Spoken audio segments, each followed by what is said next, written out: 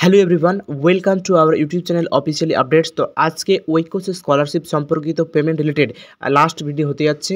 March মাস পর্যন্ত যে সমস্ত লটগুলি পড়েছে তার পেমেন্ট নিয়ে আজকে এটা কিন্তু লাস্ট ভিডিও। এরপরে আর কোনো ভিডিও আসবে না। তো এরপরে যখন আবার নতুন করে লট জেনারেশন হবে তখন নেক্সট ভিডিও কিন্তু আবার চ্যানেলে আপলোড হবে। তো কেউ ভিডিওটি স্কিপ করবে না, প্রত্যেক ভিডিওটি দেখবে যাদের পেমেন্ট এখনও পর্যন্ত ক্রেডিট হয়নি বা যাদের পেমেন্ট ফেল হয়ে গেছে বা তাদের পেমেন্ট সাকসেস দেখাচ্ছে কিন্তু অ্যাকাউন্টে টাকা ক্রেডিট হয়নি, এরকম বিভিন্ন ধরনের সমস্যা রয়েছে। তো অবশ্যই তোমরা ভিডিওটি দেখবে এবং চ্যানেলটিকে সাবস্ক্রাইব যদি এখনও পর্যন্ত না করে থাকো তো অতি অবশ্যই অফিসিয়ালি আপডেটস ইউটিউব চ্যানেলটিকে সাবস্ক্রাইব করবে। তো চলো বন্ধুরা, শুরু করা যাক আজকের ভিডিও। তো ইতিমধ্যে কিন্তু অনেক স্টুডেন্টের পেমেন্ট কিন্তু ইতিমধ্যে ক্লিয়ার কিন্তু হয়ে গেছে এবং যে সমস্ত স্টুডেন্টের যে বিশেষ করে তার মার্চ মাসের দিক করে লটগুলো পড়েছিল তাদের অনেকেরই কিন্তু পেমেন্ট এখনও কিন্তু বাকি আছে। তাদের 5 তারিখ, 3 তারিখ, 17 তারিখ, 18 তারিখ মার্চ মাসের লট জেনারেশন হয়েছিল। তাদের 5 তারিখকে লটের এবং 17 তারিখ লটের কিছু পরিমাণে পেমেন্ট কিন্তু দেওয়া হয়েছে এবং বেশিরভাগ পেমেন্টটাই কিন্তু মার্চ মাসে যে সমস্ত লটগুলো পড়ছে তাদের কিন্তু পেমেন্ট বাকি রয়েছে।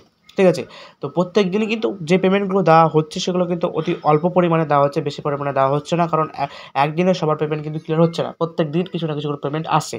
তবে একটা বিষয় তোমাদের জানিয়ে রাখি যে সমস্ত বিল তোমাদের জেনারেট করা হয়েছিল ঐক্যশ্রী স্কলারশিপ বিভিন্ন স্কিম ইতিমধ্যে সমস্ত বিলগুলো ট্রেজারিতে চলে গিয়েছে। প্রত্যেক দিন তোমরা বুঝতেই পারছো পেমেন্ট আসছে, তাহলে অলরেডি সমস্ত বিল কিন্তু চলে গেছে।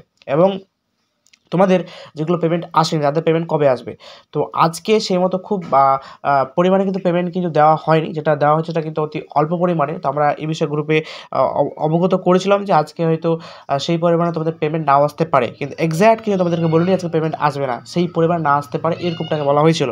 না পারলে এখনও গ্রুপে দেওয়া রয়েছে, তোমরা গিয়ে দেখে নিতে পারো। তো এবার তোমাদের বলি আগামীকাল হচ্ছে শুক্রবারে।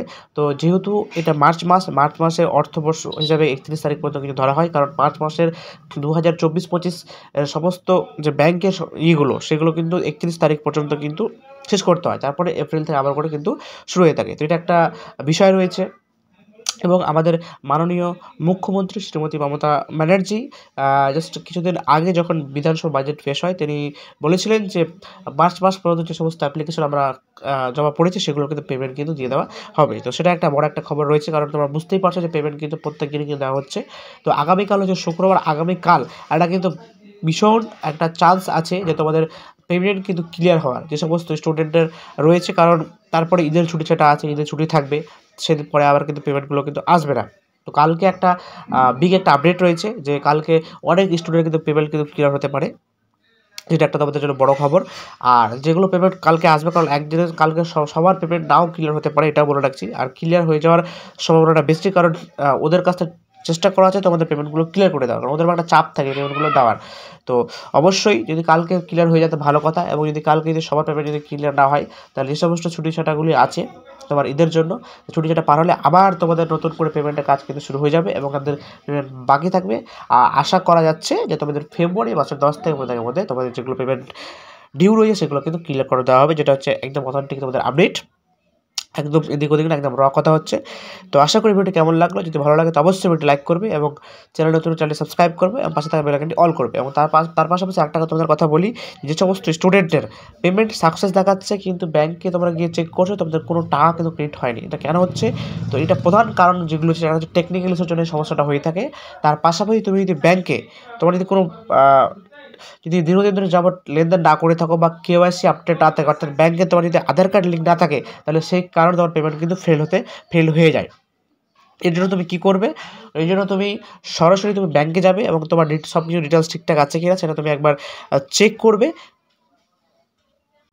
এবং তোমার যদি ব্যাংকে যদি আধার লিঙ্ক বা কেওয়াইসি আপডেট না থাকে তাহলে সেই কাজগুলো তুমি কমপ্লিট করবে। তার পাশাপাশি তুমি দেখবে তুমি অ্যাপ্লিকেশন করেছিলে সেখানে তোমার কোনো অ্যাকাউন্ট নাম্বার ভুল দিয়েছিলে কিনা বা তোমার আইএফএসসি কোড কোনো ভুল দিয়েছিলে কিনা, তাহলে এইগুলো কারণের জন্য কিন্তু তোমার পেমেন্ট কিন্তু ফেল হয়ে যায় এবং পেমেন্ট সাকসেস দেখালে তোমার অ্যাকাউন্টে কিন্তু টাকা কিন্তু আসে না।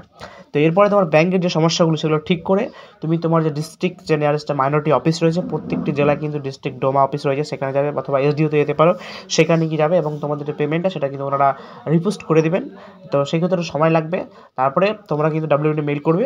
আশা করা যাবে এই কারণ যাদের পেমেন্ট ফেল সেগুলো টাকা ঢুকতে কিছুদিন সময় লাগবে, তারপরে তোমাদের আশা করা পেমেন্টগুলো চলে আসবে। তারপরে ডাব্লিউবিএমডি প্রত্যেক বছর কিন্তু পেমেন্ট ফেল রিলেটেড কিন্তু পোর্টালে কিন্তু আপডেট দিয়ে থাকে, তো সেটাও আপডেট আসতে পারে, তার জন্য তোমাদেরকে এগুলো সমস্যা তার কিন্তু দেরি হবে। এটাই ছিল তোমাদের আজকে আপডেট।